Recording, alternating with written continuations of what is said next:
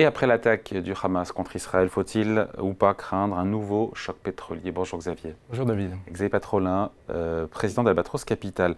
On a le cours du Brent qui a repris le chemin de la hausse. On est quand même sous les 90 $, sans flamber, j'ai envie de dire, de manière excessive. Il n'y a pas eu non plus d'emballement sur le pétrole. Sauf qu'évidemment, et c'est là où c'est compliqué, c'est que le Moyen-Orient, c'est une région qui est importante, clé dans la production mondiale de pétrole.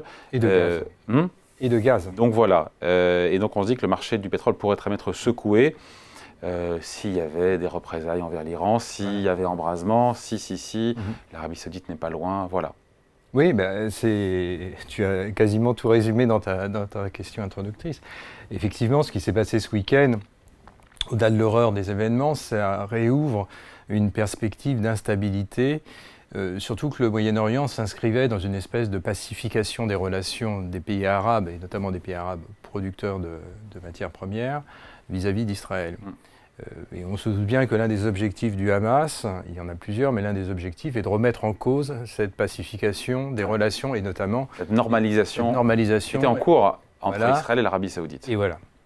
Et donc ça introduit un doute important, puisque au fond la capacité qu'aura l'Arabie Saoudite à délivrer au-delà de son accord OPEP+, avec la Russie, tu sais bien qu'ils ont restreint leur production, on pouvait s'attendre à ce que la normalisation des relations diplomatiques entre Israël et l'Arabie Saoudite puisse offrir la perspective d'un retour de production additionnelle de l'Arabie Saoudite. Pour détendre un peu le marché. Pour détendre le marché. Donc ça, c'est la première dimension. La deuxième dimension, tu l'as mentionné, c'est ce qu'on suppose être le jeu de l'Iran derrière les événements du week-end dernier. Et donc ça ouvre là aussi une perspective de réaction qui pourrait être systémique. Il y a la réaction militaire. Bon, évacuons, pour l'instant, ça me semble un scénario qu'il faut évacuer, mais on ne peut pas évacuer la dimension de sanctions additionnelles. Or, si on se reporte sur les sanctions par le passé qui ont été prises à l'encontre de l'Iran au moment ou de la Syrie, ça a entraîné une hausse très significative du baril de pétrole. L'Iran, pour nos auditeurs, c'est une production moyenne de 3 millions et demi de barils le jour. Ils produisent et où ils vendent? Parce qu'ils sont sous sanction, mais apparemment les Américains sont... oui, on laisse un peu faire, quoi. Oui, et puis non seulement on laisse faire, mais c'est que l'économie mondiale en a besoin. Au fond, ce qui s'est passé depuis le début de l'année, avec le retrait de 2 millions, il y a à peu près 2 millions de barils jour qui ont été retirés du marché entre l'Arabie Saoudite et la Russie, et les producteurs qui sont venus compenser ce retrait, il y en a principalement 3, les États-Unis avec la production de schiste, le Brésil et l'Iran. Donc l'Iran a une place essentielle dans l'équilibrage, dans la tentative d'équilibrage entre l'offre et la demande. Il faut toujours avoir en tête que la demande actuellement, malgré une économie mondiale convalescente, voilà, c'est ça. Et elle est record d'ailleurs. C'est 2 millions 4, 2 millions 6 de barils additionnels sur 2023, et ça sera probablement, c'est pas moi qui publie, je ne fais que répéter les chiffres de l'AIE, ça sera probablement un peu plus de 2 millions 2, 2 millions 3. L'Agence internationale de l'énergie, ça sera 2 millions 3, 2 millions 4 de barils additionnels. Donc ça veut dire que sur 2023, 2024, tu as une demande additionnelle sur le seul marché du pétrole d'à peu près 4,5 millions, 4,6 millions de barils. Donc si en même temps la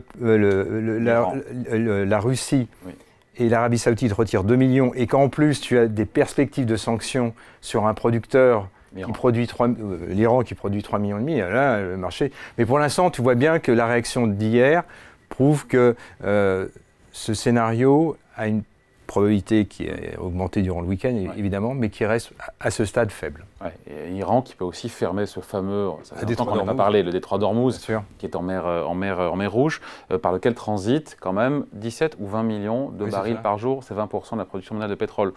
Voilà. Oui, mais bon, non, mais ça c'est la menace systémique.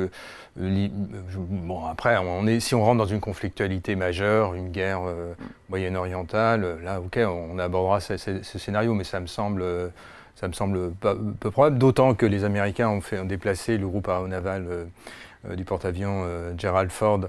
Un des plus gros. Le plus gros, ouais. Au large d'Israël. Je pense que ce déplacement, ce positionnement, ce prépositionnement, je ne connais pas la feuille de route évidemment, mais le prépositionnement a pour intention de calmer les acteurs locaux, Israël aussi, et probablement de dire, comment dirais-je, tout ce qui touche la Cisjordanie, qu'il n'y ait pas d'extension. Et donc, derrière la Cisjordanie, il y a le Liban, et derrière le Liban, il y a la présence de l'Iran. Donc, on essaye de calmer le jeu de ce point de vue-là. Sachant qu'il n'y a pas de pétrole ni en Israël, ni il y a pas de pétrole, mais les Palestiniens, ni voilà. C'est vrai, il n'y a pas de pétrole, mais il y a une autre matière première qui est essentielle. En tout cas, il y a du gaz. La livraison de gaz vis-à-vis de l'Europe ont cru, depuis le conflit russo-ukrainien, ont été multipliés quasiment par 3. Donc si c'est un gaz qui est liquéfié à partir de l'Égypte et qui ensuite est expédié sur l'Europe, de l'autre côté de la rive méditerranéenne, si on avait des perturbations, voire un arrêt pour des raisons de sabotage ou tout autre, là ça poserait un stress. D'ailleurs, on a vu en réaction, si on doit comparer le marché du gaz et le marché du pétrole, ça a beaucoup plus réagi sur le marché du gaz en Europe, puisque les prix ont progressé d'un peu plus de 12-13% en Europe, notamment à la bourse de Rotterdam, alors que les prix mondiaux du pétrole ont progressé de 4%. Donc là, il y a une sensibilité plus forte du continent européen par rapport à sa dépendance gazière. On l'a vu aussi au travers du conflit en Azerbaïdjan, entre l'Arménie et l'Azerbaïdjan, qui expliquait peut-être le positionnement diplomatique de l'Europe. Juste, on finit là-dessus, Xavier, si le pétrole retournait vers les 100 $, est-ce que la position de l'Arabie Saoudite pourrait évoluer? Est-ce qu'elle pourrait être plus conciliante? Parce qu'elle n'était pas jusqu'à présent. Le problème, c'est son opinion publique. Pour MBS, Mohamed Ben Salman, là, justement, depuis ce week-end, les paramètres ne sont pas uniquement économiques. Son opinion publique compte. Donc la question, pour lui, va être de savoir jusqu'où il peut aller par rapport, parce que c'est sa survie d'une certaine façon, sa pérennité au pouvoir de l'Arabie Saoudite, au sommet de l'Arabie Saoudite, qui en dépend. Donc ça va forcément contrarier la stratégie de l'Arabie Saoudite. Donc c'est pour ça que les marchés énergétiques introduisent cette fameuse prime géopolitique, parce que c'est un paramètre qui était jusqu'alors quasiment absent. Personne ne parlait du conflit israélo-palestinien, la bande de Gaza, personne n'en parlait. Enfin, c'était un non-sujet. Au fond, on était dans une espèce de normalisation entre l'Arabie Saoudite et l'Iran sous l'égide de l'Empire du Milieu. Il y avait des visites encore le week-end dernier à Riyad. Il y a eu une visite du ministre des Affaires étrangères iranien à Riyad. L'ambiance était pas amicale, cordiale. Deux ministres israéliens étaient en visite à Riyad.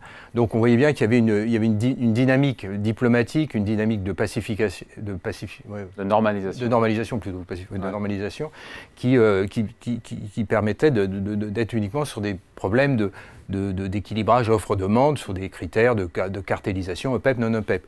Là, on introduit autre chose, et donc probablement que ça va compliquer la tâche de l'Arabie Saoudite dans sa capacité à conduire sa production. Bien sûr, s'il y avait des sanctions sur l'Iran, sanctions internationales, on n'y est pas aujourd'hui. On pourrait s'attendre, mais ça reste à prouver, on pourrait s'attendre à ce que l'Arabie Saoudite relibère de la capacité, puisque c'est là, au fond, c'est en plus. Hein. Voilà, bah oui, c'est le seul acteur qui a des capacités, puisque toutes les autres capacités, je l'ai dit, hein, les États-Unis, le Brésil et l'Iran évidemment sera incriminé dans l'affaire, sont venus compenser. Donc on pourrait avoir ce phénomène de balancier, mais vu l'accélération de la demande, voilà, donc au fond, la seule bonne nouvelle, c'est qu'un prix élevé du pétrole, ça détruit de la demande. Et d'ailleurs, tu vois sur le marché de taux d'intérêt, au fond, un prix élevé du pétrole à aujourd'hui, ça ne veut pas dire une inflation plus élevée, ça a plutôt un effet restrictif, récessif. Et on le voit sur les taux longs qui ont perdu 15 points de base. Et voilà, et les marchés actions qui s'en portent d'une certaine façon. Donc là, on est dans cet instant-là, mais il ne faut pas qu'on bascule dans un risque géopolitique de déflagration, de généralisation. Qui n'est pas pricé encore. Voilà, qui n'est absolument pas pricé aujourd'hui, donc voilà. On a entrouvert quelque chose qu'on espère voir se refermer assez rapidement. et retourner à, si j'ose dire, business as usual. On le souhaite. Merci beaucoup. Xavier Patrolin, donc, président d'Albatros Capital. Merci. Merci.